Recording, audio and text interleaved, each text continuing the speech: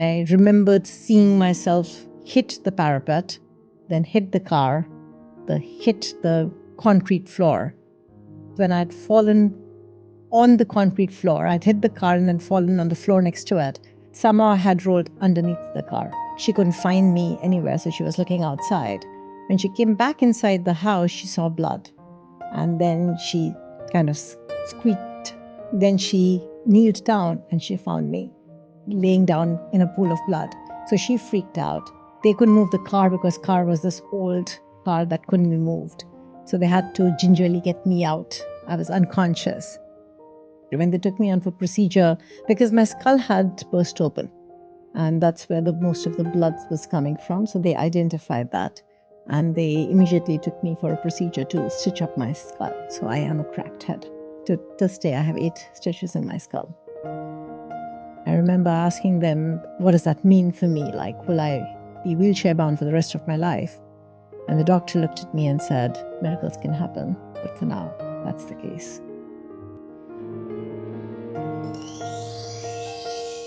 Hi, souls. Welcome to the chapter no one expected her to rewrite. At 20 years old, Pooja Arora survived a freak fall from a balcony, and doctors told her she would never walk again. Those words were spoken as if nothing more could be written, as if an authority could finalize her future. But she refused to let that prognosis define the rest of her story. And what happened next is the kind of story we usually encounter at a distance, in a book or on a podcast. Names like Joe Dispenza, Anita Moorjani, stories that feel rare, almost unreachable. But this miracle isn't far away. It isn't theoretical. It is embodied. It is lived. It unfolds in the life of the woman who has guided and supported my healing and whose lived healing reshaped how I understand resilience, possibility, and the power of authorship. Welcome to Inner Library Alignment. I'm Rachel Golden, guiding you into your inner library where healing begins through conscious authorship. And today I'm joined by Pooja Arora. She is a holistic therapist and the co-founder of Redefine Wellness. Pooja's life changed in an instant. A fall, a prognosis, paralysis. This conversation is not just about survival, it is about authorship. And as you listen, notice where a sentence may have been spoken over you, and stay with the question, what happens next? And now, Pooja has kindly agreed to open and share her inner library with us. And so I just want to go ahead and get started. Pooja, if we were to go into your inner library to the book September 1997, who was Pooja in that moment before the fall? Rachel, firstly, thank you so much for having me here. I'm really excited to be here and share this story with you and all the people hearing and seeing us today. In September of 97, I was 20 years old. And who was I then? I was just a regular college student. So I was studying engineering at that point in time. My hometown is in Rajasthan, and I had moved to Delhi. So I was living with my best friend and his boyfriend. I was going to college, was planning for my future. Just a regular college girl. There's nothing drastically different between me and millions of other people who were studying at that point in time. Okay, so you were studying and you were living with roommates? Yes, I was living with my flatmate and her boyfriend. Okay, and how else was your life? Were you partying? How were your classes? How were you performing in school? Yes, I was doing all of the above. I've always been a decent student, so I think the studying aspect was quite good. It was quite easy, in fact. My focus really was to embrace this new city. I was in big metropolitan Delhi, coming from a small town. That was a big deal. I was kind of figuring out independence, especially financial independence. I was doing small jobs to earn money so I can then go party and have fun. So yeah, very regular college life. Okay, were you active in any type of sports or hobbies? No, not really. I had a lot of hobbies, but I wasn't really sporty. But I used to love going for walks. I don't know if Okay. that would be considered sporty. So I used to go for a lot of walks. I loved eating out. So me and my flatmate and her boyfriend, the three of us would step out quite often to go out to eat. We would take road trips, go for music concerts. Okay. So with you being in a new metropolitan city, significantly larger than Rajasthan, Mhm. were you active on the social scene, the nightlife? So in India, in college times in 1997, Okay. the nightlife didn't exist because it was very unsafe for girls to be out. Okay. So what used to happen was the day life. So there used to be what's called day discos at that point in time. I'm dating myself by even bringing that up. There used to be this popular place called Ghungroos, which used to organize what would be traditional nightlife from like 4 to 7, which was appropriate for the girls to be out at that point in time in Delhi. Okay. So yes, I was very much in the day life, partying and meeting friends and having a good time. Okay. All right.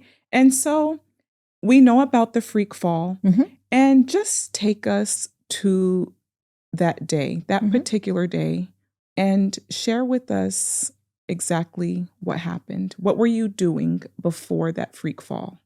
Sure. I was actually preparing for my exams. So I was studying. I think it was an exam in 1 or 2 days. I was very busy studying. And there was this coffee shop, which was about 10, 15 minutes walk away, which I'd like to go grab a coffee with. So I wanted to go basically take a break from studying and go grab a coffee so that I can come back refreshed to continue studying. So I told my flatmate, also Pooja, and her boyfriend, Nathan, to basically come with me to go for the coffee shop. And they said, yeah, they're going to finish something. They were finishing off a movie or something inside.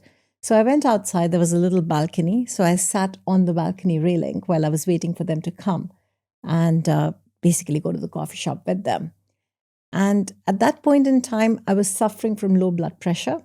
And it had happened before a couple of days back where I felt faint. I didn't really take it seriously, to be very honest. I thought I just hadn't eaten enough or I was just up late night too much. Mm-hmm.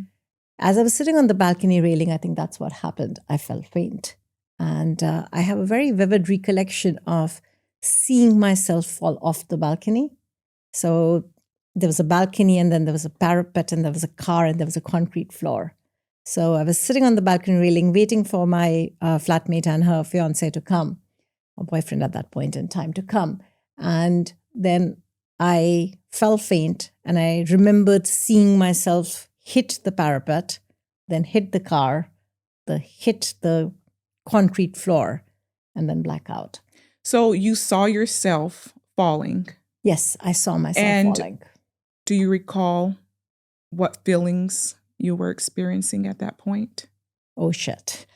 Oh, shit. I think that was probably the biggest feelings, like I'm losing control, I'm falling. And I have a very distinct memory of seeing myself fall. Okay. Yeah. And tell us about the part you blacked out. Who discovered you? What I've been told later, that my flatmate also, her name is also Pooja. So she came out looking for me, saying, hey, where are you? We're waiting for you. Let's go for coffee. She didn't see me on the balcony railing. We were on the first floor in India, the ground floor and the first floor, what would be second floor in Singapore.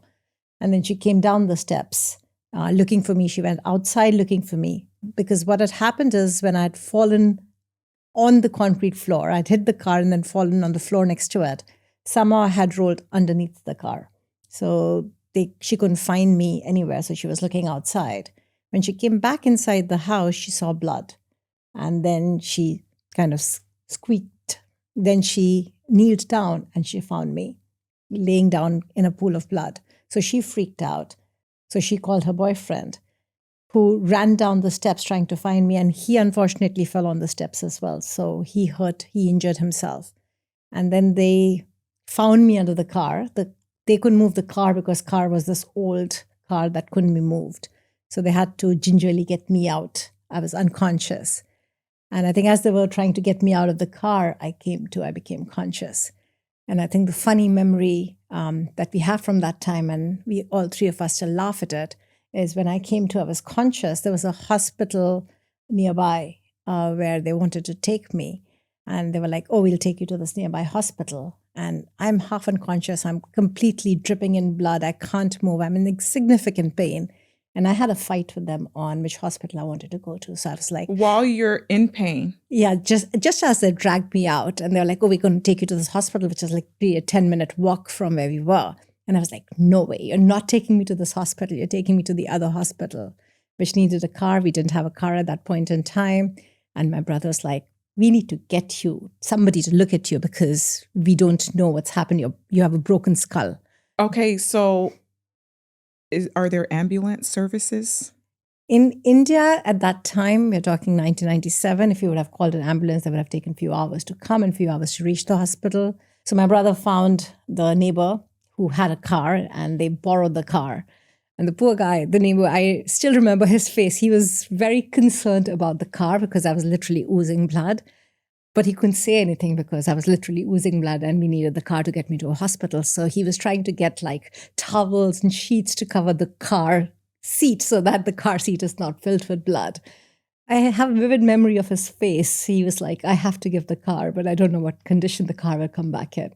So that was, again, another funny incident I remember from that time. And what was the time duration from the time of your fall, from the time of them pulling you out to getting you into the car on your way to the hospital? Probably a few minutes. So this all happened very quickly. This all happened very quickly. So we had this argument. I think they just gave in because I was just so adamant that I will not go to that hospital, which ended up being a good thing. And then we found the car in the next couple of minutes because there was a lot of commotion around the blood. And they got me in the car on the way to the hospital soon. And were you screaming? Like, how were you expressing what you were going through? I think I was in shock, probably, because I don't have any memory of pain, or I theoretically know I was in pain, but I don't have memory of pain. Of the actual pain. And I don't think I was screaming. I think I was arguing more than screaming because between the three of us, I think all three of us were in shock. We were arguing about who's driving the car. I was giving directions to my brother saying, go from here, go from there. And my best friend was completely freaked out seeing all the blood. And we were trying to figure out the doctor. So I think there was a lot of discussion and argument rather than screaming and shouting. Okay. At what point did they notify your family? So once we got to the hospital in the ER, they took me in. And I think my friend notified the family. But my family is about 2.5, 3 hours away. I think that time it probably would be 3.5 hours away. Okay. And did they have to carry you into the hospital? I think as soon as the car reached the hospital, they found a stretcher. So I think they just put me on a stretcher and they took me back in. Okay. Yeah. And so you're conscious the whole time? I was unconscious for a few minutes when I was under the car. Other than that, I was conscious of being dragged in. And when they took me in for surgery, actually not the surgery, when they took me on for procedure, because my skull had burst open. And that's where most of the blood was coming from. So they identified that. And they immediately took me for a procedure to stitch up my skull. So I am a cracked head. To this day, you're a cracked head? To this day, I have 8 stitches in my skull. Okay. So they took me to a procedure to stitch up my skull. And I think that time they gave me some painkillers or morphine or something like that, which knocked me off because there was so much bleeding.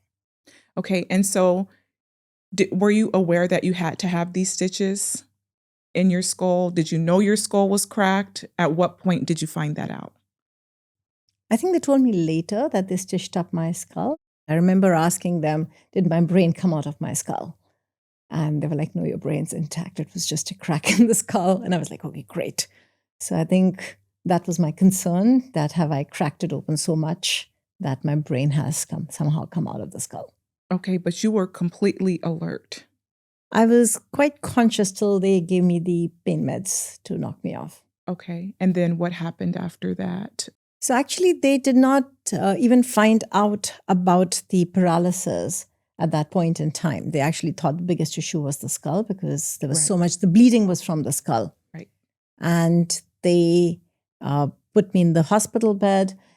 And I still remember that I didn't even realize the intensity of it. till much later. So going back to my family, my parents were notified. They went home, and it was raining after my accident. It started raining. So when my mother came to, she came to the house. It was an empty house, and it had rained for 2 or 3 hours before that. And then she saw the leftover blood, and she fainted because in her mind, it had rained for 2, 3 hours. So a lot of blood would have kind of been washed away. Right. And then she saw the leftover blood, and she realized that if this was leftover, she couldn't even imagine how much was there in the beginning. So I think she almost had a meltdown at that point in time. And then they came to the hospital to see me. They discharged me after that, next year, day after, 1 or 2 days, without even figuring out anything else that was wrong. So they discharged you? They discharged me because they only thought it was a skull injury, and the skull injury, they stitched it up and it was healing well. Okay. So when they discharged me, I very vividly remember telling my parents that I can't really move. And they were like, oh yeah, it's just skull injury. It just takes a few minutes. You have so much like medicines in you, so you'll be fine. So they almost kind of disregarded this idea that I could move. I couldn't move. And then my parents insisted to do an MRI of the spine because of the fall. They hadn't done that by then. In the MRI, they realized that my neck bone, which is C7, and one more vertebrae, which is T3, was broken. And the C7 was inside a nerve bundle, which was causing partial paralysis of the right side of my body. So this was how many days after the accident? About 1 to 2 days. 1 to 2 days? Yeah, I don't remember exactly, but 1 to 2 days. So the hospital discharged you. Yes. And your mother basically demanded that you have a further checkup after you expressed that you could not move. That's correct. So did you know you were paralyzed at that moment? No, I had no idea. I was in severe discomfort and I couldn't move, but I didn't have any idea that I would be paralyzed. So everyone was taking care of you, basically taking care of your needs at that time when you were discharged from the hospital.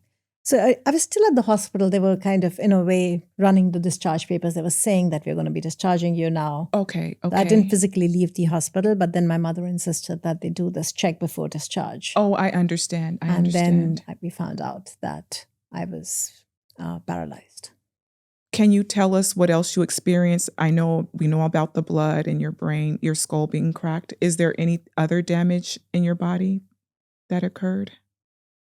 So there were a few bones that were broken. So the biggest impact was the C7, which is the neck bone. That got split into two, and one part entered the nerve bundle, which was what was causing the paralysis. The other was T3 that got cracked. My collarbone broke. I think these were the major bones that were broken from what I remember. Was there a fracture in the leg? I don't know, because I was bedridden for so long. I don't remember if there was any other hairline fractures anywhere else, which would have then healed otherwise. Again, I have a very vivid memory of the hospital because then I had all my classmates visiting me. And I think I didn't even realize how serious the accident was. I knew that my neck bone was broken, but I didn't realize, again, the severity of the prognosis because they were still trying to figure it out. But I think everybody else did. So I remember that I would be laying in the hospital bed and I would have my classmates and my friends visiting me. And they were all really shocked and kind of dealing with what happened. And they would be very somber and very upset for me. And how did you react to their And emotional I was laughing. state? It was really funny because I was like the joker in the room and I was making everybody laugh at the jokes and calling myself a cracked head because it was just so somber. And I was like, what's wrong with people? So I was probably the only joker in the room, laughing and making fun of it because nobody else seems to be able to take it easily. Pooja, take us to the moment when you were officially diagnosed. Once they ran the MRIs, I think they ran a couple of MRIs because they were quite shocked to see what they found. They didn't really officially diagnose me till about 3 or 4 days after the MRIs were done. So I remember the neurosurgeon came and they sat down with me and my parents and my friends to say, hey, this bone is broken. There is a part in the nerve bundle which is causing paralysis. We had two options. We could either do surgery or we would try basically letting it heal. The surgery had a higher risk of permanent paralysis because they said if they take out the bone out of the nerve bundle, it could further sever the nerves. So they said surgery was very risky and they didn't recommend that. They said if we leave it, then at least only one side of the body is paralyzed. They said miracles can happen. I still remember the doctor saying miracles can happen and things can change, but at least one side is working. Okay. And I remember asking them, well, what does that mean for me? Like, will I be wheelchair bound for the rest of my life? And the doctor looked at me and said, miracles can happen, but for now, that's the case. How did you feel about that? Were your beliefs? I think my first reaction was I looked at the doctor straight in his eyes and I said, well, miracle will happen. One day I will climb Kilimanjaro. That was my first reaction to the diagnosis. And the funny thing is I did climb Kilimanjaro. It was in 2013, many years after that. But I have a very vivid recollection of telling that to the doctor as my first response to the prognosis. Okay. Just hold that thought and we'll resume this conversation. Thank you for sharing with us today. And in our next episode, we will talk about your healing process. So before healing began, a story had already been written over Pooja's body by authority, by fear, by circumstance. Souls, remember, the story you're given is not the story you have to carry.